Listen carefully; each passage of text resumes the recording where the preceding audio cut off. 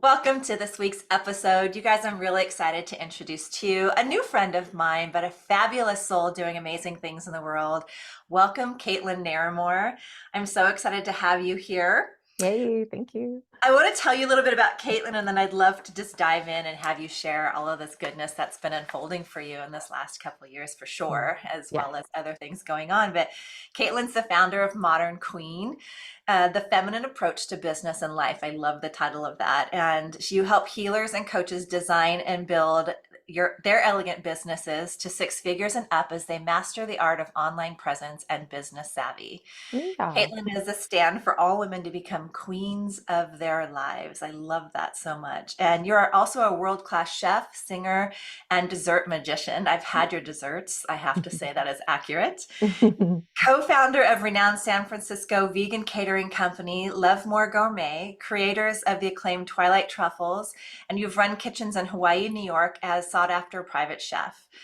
Caitlin has prepared foods for acclaimed physicists, Nobel Peace Prize winners, authors, musicians, and global entrepreneurs, and is currently working on her first cookbook, Cake, Her Love Language. You're also a singer and songwriter and releasing a debut EP, Destiny. December 20th, it just released. That album is already live and present for all of us. And your hope is that your songs bring healing to listeners, taking them home through voice and message, and inspiring other women to go for their dreams and their deepest soul expression. I'd love to start there if you'd be willing. And Yeah. just, man, that deepest soul expression and coming home Mm, to themselves, right? mm. What was that process like for you? I mean, I'd love for you to share how this all came to be, but Wow. realizing that dream, that's huge. Thank you. Thank Mhm. you. I'm like, wow, how did it come to be? Like, Start. right. Like, I mean, what's the most important message? But like this had been a dream of mine for 20 plus years. I had dabbled in a variety of different, situations where my voice could be used. I was in choirs and I was in a mini electronic band that I helped, write some lyrics and did some singing with, and just kind of spreckled throughout my journey. I made sure to not forget that I can sing and love to sing and have a voice, right? Um, in recent years, I want to say it was maybe roughly 2 years ago. Um, and I've told this story a few times now, but it's such a darn good one. I was him and Han. I was going into a little bit of a powerless state, which I pride myself not doing, but in this case, and talking to my partner Alok, and basically essentially whining a bit about, like, why hasn't this happened, like, why haven't I made my music? I've had this dream God put on my heart like 20 plus years ago. What gives, like, why, and just, but no, I wasn't saying it that maturely. I was definitely like, but why? And you know he just put it in such a perspective and a little tough love. But he just essentially said, Caitlin, it will be a crime to humanity if you go to your deathbed with your music still locked inside of you. Mm. Yeah, just giving that one a minute to Yeah. just I'm resonate like, it in makes the me heart, actually kind of teary eyed. Yeah. right? Hmm. Because we face those fears, like we all have that desire to do the thing, but then that small little bit of, I think I'm moving forward, but I'm not fully there. Right. It is that little essence of fear to where you get that huge perspective shift and you're like, okay, there are things I'm not doing. Right. Right. And fear plus know-how or lack thereof. Yeah. Because part of my issue was I play very rudimentary guitar. I'm real basic, like basic. I can play a few licks, which is great, but that wasn't going to get me very far in a recording studio. I'd also, attempted a couple times to learn some of the platforms like Ableton or GarageBand. Um, I feel like there was even a third one. And I either didn't have the patience or really quite the brain for that level of like techie geeking out what it takes to actually create your own music. And there could be excuses there, but really I just didn't take to it. And I didn't find whatever that spark is to like, sit down every day and like learn. And so I felt very stuck. I felt enabled, disabled, the opposite of enabled. I felt disabled in my capacity to get my sounds Yeah. out, right? And so there was genuine frustration, but obviously there's always a way, right? And I think this could help anyone who's an entrepreneur who's just trying to get anything off the ground. It's like, first you have to decide, right? And like, I'm gonna do this thing. I don't know how. I really don't. Same thing when I went into business. I was like, I don't know how to do an online business. I'm gonna need some help. I'm Right. gonna need someone who does know, hence a coach. And I hired my first coach. And in this case, it was a producer. Turns out there's an excellent producer and studio right here in Tucson, Jim Pavitt of Illusion Studios, who amazingly Alok's ex, Jade, who's a dear friend of ours, the mother of his child, her sister. So my rudimentary guitar, I'd occasionally show up on like a Facebook Live and like sing a song, just again, just to kind of keep it going. And she was like, Caitlin, your voice is so beautiful. Like, do you know there's a producer here in Tucson? And I was like, oh my God, no, I didn't know. Now, here's how stuck I was, though. I got that information. I did call him once.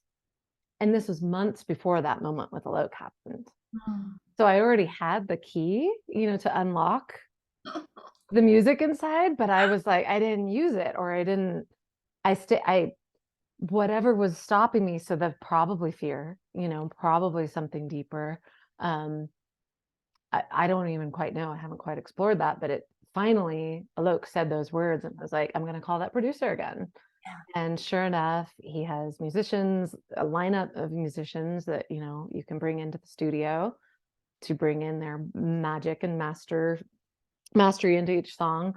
He helped me structure the songs. Like I would bring these little clips and Yeah. these little kind of outlines of songs. I think I only had like one fully written song of all the 5 songs that are on the track or on the EP.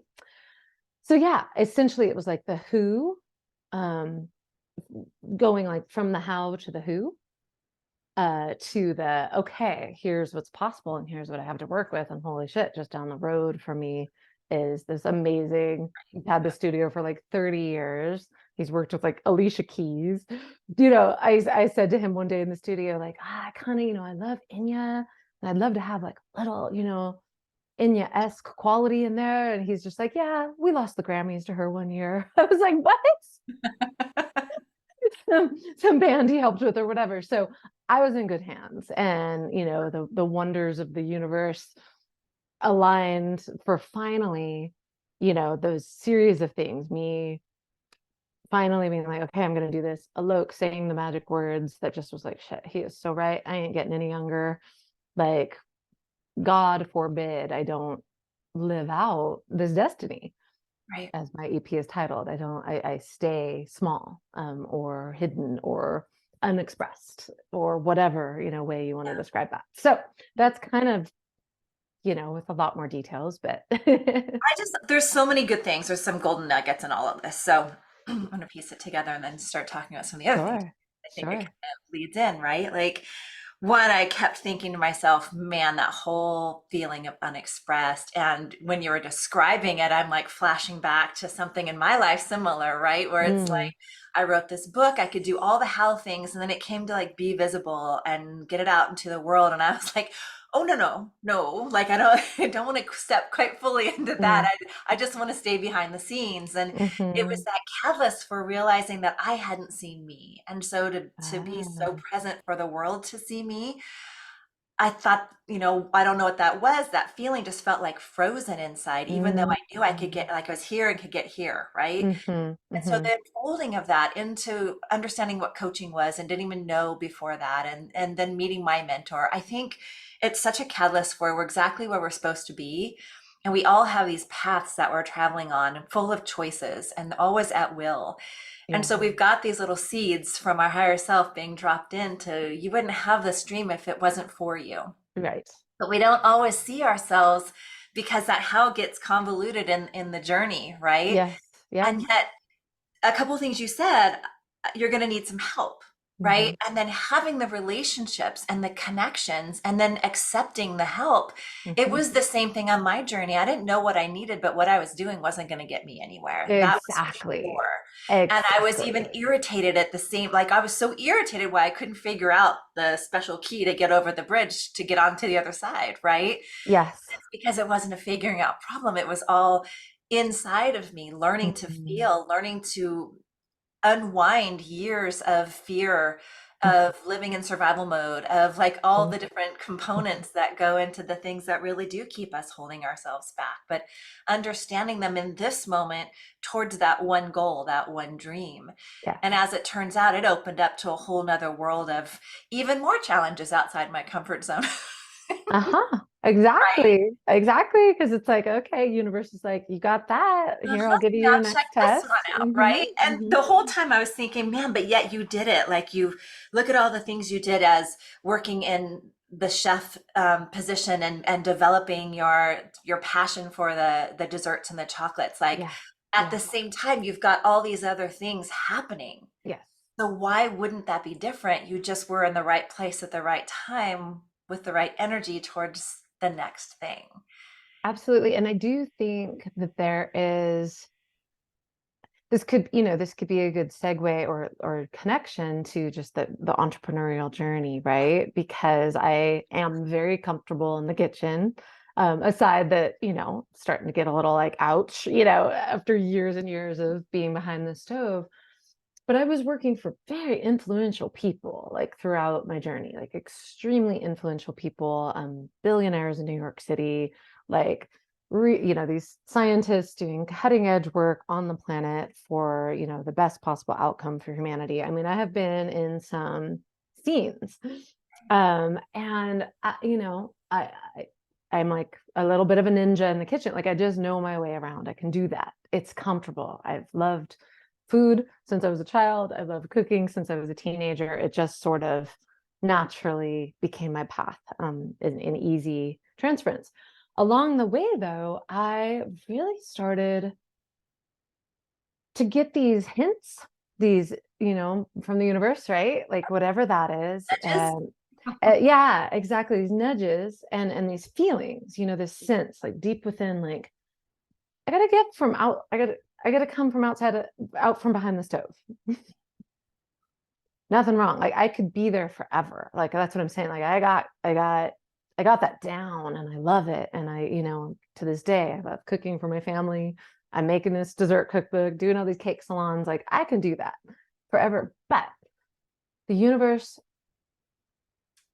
basically was nudging me to come out from behind the stove and become a leader. yeah, I didn't have those, I didn't exactly know that at the time. I yeah, didn't have that like necessarily. I mean, things have really taken off in the coaching world too in these last, so that was like what, 2017 or something, so like last 6 7 years, something like this, right? yeah. But it was like,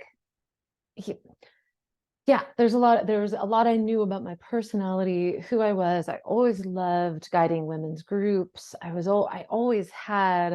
always been a little bit type A. I've always had that, but it was like the universe was like, girl, you gotta get a little bit out of your comfort zone. Your comfort zone is, playing with food forever.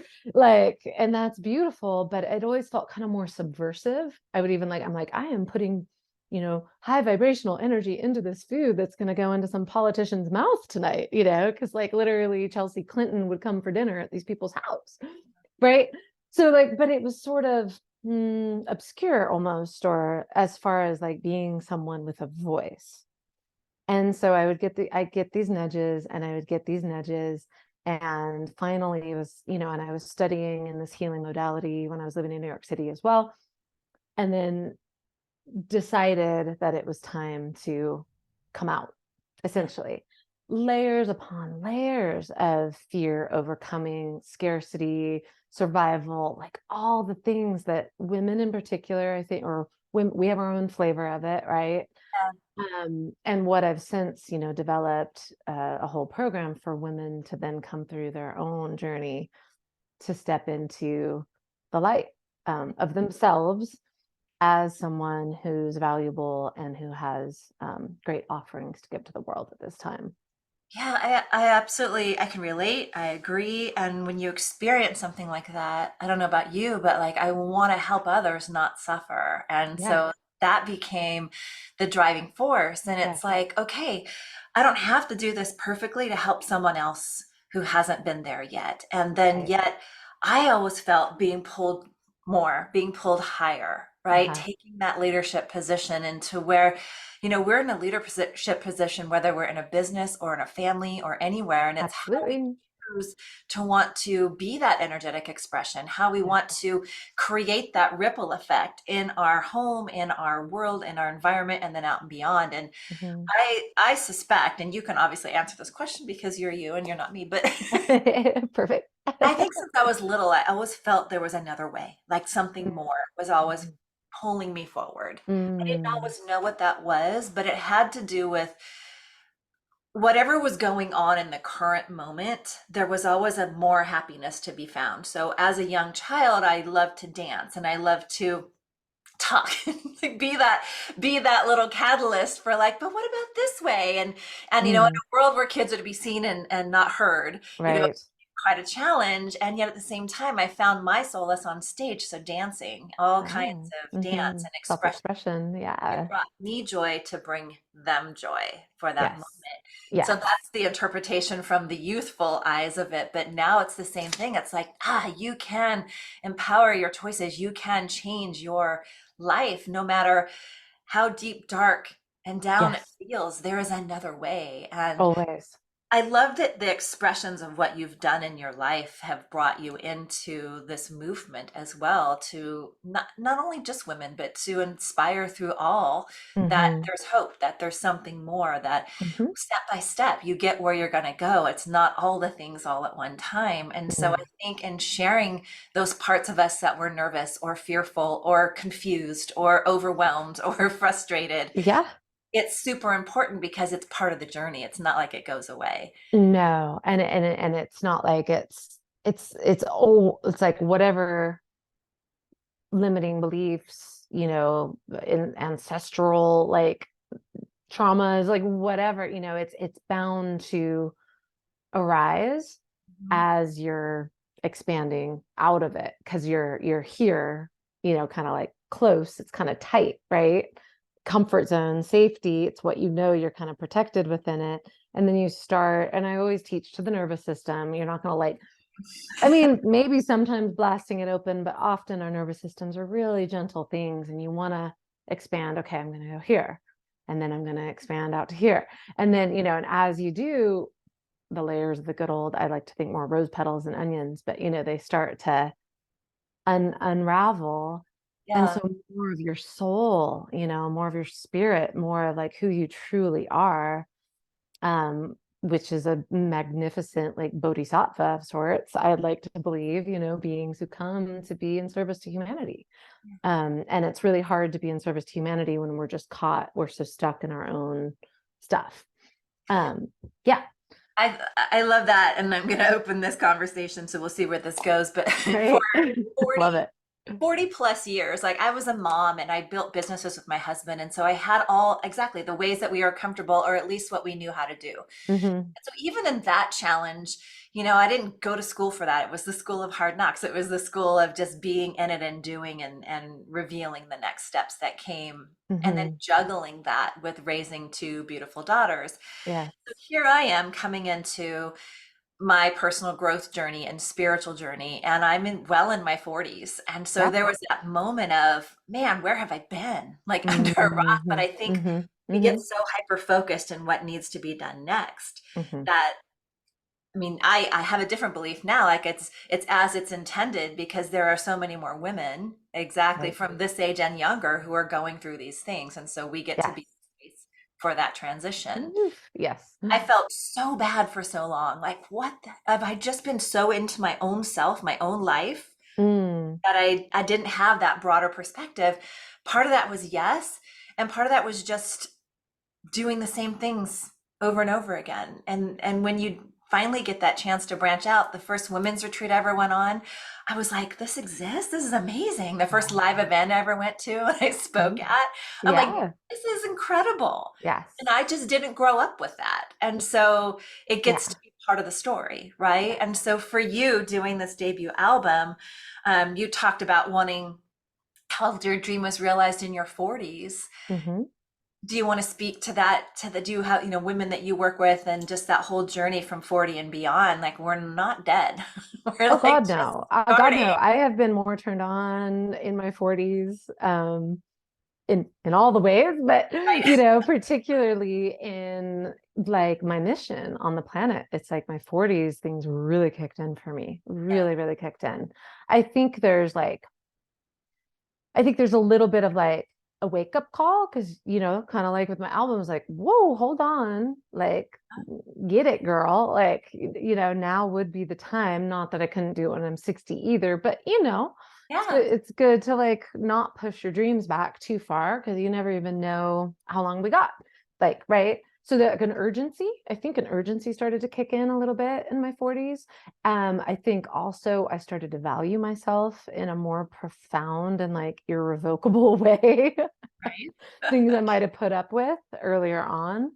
You school of hard knocks, but you learn, Yeah. with time and I think we hopefully you start get to, wiser and you're like, that's not acceptable for me anymore. yeah, Like I I start things so personally and I started looking at them from a different, yes, right? right. Which is really interesting. They'll continue. Yeah. Yeah. So wait, I lost my train of thought there. Yeah, I just really like started to take myself more seriously, I think is part of it too. I started to take myself more seriously. And I think, with age, we can also do that. There's a little bit more gravity and a little bit more time, a lot more experience and things, what works, what doesn't work, what matters, what doesn't matter, what's true, what's not true, la la la, and then you start to hone and you start to like design your life. For me, it's like I began to like, oh, I can intentionally design my life. It doesn't have to be happenstance. It Right. doesn't have to be, and I have a different past because I don't have kids. So I Mhm. didn't have that like that backdrop, which I know so many women do. And it's a very different thing because you do have to be focused. You got to be focused on raising your family, making ends meet, whatever it takes kind of thing. Um, Granted, I've worked with a lot of like mother entrepreneurs who are like, I'm so proud of them because they've, in some cases, even single mothers, and they're figuring it out and they're figuring out a way to do what their soul's mission, their life's work, while raising a family and Yeah. being responsible for a family. So it's like you can do that. Like that's part of it. It's just part of it. And I think it's just different for everyone. I think it's different for everyone when the clock starts chiming. Yeah. For some people it is at 20, right? And not that I mean mine's been ticking strong my whole way, and I've definitely have but as far as these like key things, Yeah. always wanted to write a cookbook, always wanted to make music, right? Wanted to create a successful business, needed to get from behind the stove, both because my body was starting to take a toll Yeah. and because I knew I had a voice, a face, a capacity to hold space for people, and to be there, to really be there for others, which that former version couldn't be or do, only to a point. Or she could, but you know what I mean, not as much. What do you feel like as you're helping women build their six-figure business? What do you Mhm. think is the biggest thing where they feel stuck? Like, The yeah, visibility, everything we're talking about. Yeah. I work with, very spiritual women. And, a lot of these women understand past lives and so we speak to what we call the witch wound. okay, And the sense of a lot of women have a deep subconscious fear of literally being annihilated for being in their power right, based on, ancient histories, but like and I'm not like an expert in past lives or anything, but I know I've worked with so many people who they had this similar fear. and not only from ancient, but even modern, we call it like digital stone throwing, that there would be a fear that by coming out, being your full self, that you're going to get like slammed in one way or the other. So, Right. And so I've worked with a lot of women around this, a lot yeah. of women. Yeah. Hmm. When do you think is their transitional moment? What is that moment where they free themselves from the constraints? And that is it individual, or do you feel like there's a layer that gets revealed and seen? It's usually by doing it. Being in it. Hmm. Hmm. It's actually by putting that post up, making that video, Yep. speaking your voice, putting out the program, it's by actually taking the action. Hmm. Realizing you're not going to die, fall down, blow up. If, Exactly. And taking that next brave step, whatever that is. And again, it is going to be different for each woman. For one woman, it's like I worked with one woman who photo shoots were terrifying for her. And she was like, how do you do all, she just didn't get it. And she had so much resistance. And she just was like hating on photo shoots. Like she hated it. And then she went, committed and blessed, like, so we're like, we're brand, we're giving you a fresh new brand. You got to come through with who you are now, not that old picture that's like murky or whatever. right. You got to, who are you showing up as? In having a visual representation of, and like that person that you can look at and thereby vibrate with, right? It's harder to do when you can't see the person. And she loved it. Yeah. She was like, she had a breakthrough. She was like, oh my God. And she was already planning her second one by the end of her first. Like it was the massive transformation. I think it's so important that permission. It's like this internal permission slip, Yeah, right? Instead of waiting for the world to give us permission, we take the moment and give ourselves a permission to experience ourselves differently, to let exactly. that soul truly be expressed and received. Yep, And it's a game changer in it how is. we view the world beyond ourselves, like Yeah, I think it really opens us up. What do you yeah. think with your music and your cookbook coming and then these beautiful programs that you're offering in the Hmm. Modern Queen, Yeah. what is your overall hope, this next mission, this next layer mission for you now that you've Mm. realized some of these accomplishments, these dreams coming true? Where do you want to Mhm. take it now? Oh, I like this. I like this very much. Well, greater visibility. Mhm. Hmm. Hmm. Like I'm lined up right now to be featured in a certain online magazine, and like just starting to kind of Get like there. keep showing up. Yeah, very much I mean, my ultimate destination as an entrepreneur is to reach a seven-figure mark. So I will say that I'm not there today, but that is in the in the picture. I would love my music to reach, many, many people. I want to make another album, Yeah. or I intend, one thing at a time, it's all a lot. So I'll be um creating a new program. I am creating a new program. Modern Queen program will be released this spring, so stay tuned. I am currently in the process of formulating it, and it's similar to what I've done, but different. It's a little bit more advanced, I'd say. Um, and have I been through a lot since I launched my program, and so I'm coming to my business from there is more gravity. Mhm. There's more gravity. When you jump out the gates, you're like, wee, there I was like kind of stratospheric, I think. Right. And now I have both. And Mhm. there's this like beautiful wisdom and balance that's sort of developed in my being that I know I'm going to come through with new information and new capacity to hold space for people. For specifically for these times, because we know it hasn't been a walk in the park for humanity or the Right. planet.